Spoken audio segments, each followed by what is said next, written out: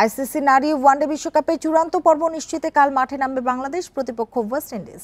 ম্যাচটি শুরু হবে সকাল 10:30টায়। লাহোরে এই ম্যাচ জিতলে সেপ্টেম্বরে অনুষ্ঠেয় বিশ্বকাপে খেলবে টাইগ্রেসরা। নারীদের ওয়ানডে বিশ্বকাপ বাছাইয়ে এখনো পর্যন্ত অপরাজিত বাংলাদেশ। থাইল্যান্ডের বিপক্ষে রেকর্ডময় জয়ের পর আইরিশদের হারায় নিগার সুলতানার দল। রেকর্ড রান করে হারিয়েছে স্কটিশ কন্যাদেরও। 6 দলের বাছাইয়ে হ্যাট্রিক জয়ে 6 পয়েন্ট নিয়ে টেবিলের শীর্ষে বাংলাদেশ।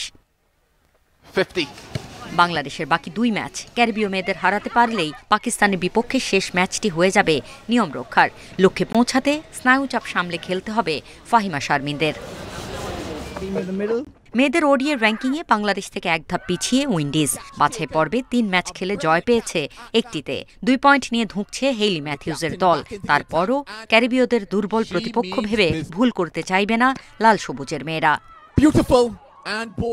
দলের নেতৃত্বের সঙ্গে ব্যাটিংয়ে দারুণ ফর্মে আছেন অধিনায়ক নিগার সুলতানা।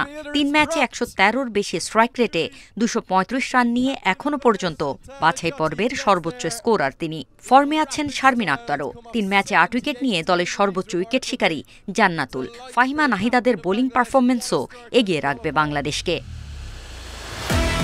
ওডিআইতে এর আগে উইন্ডিজের বিপক্ষে 9 ম্যাচ খেলে একবারই শুধু জয় পেয়েছে বাংলাদেশ।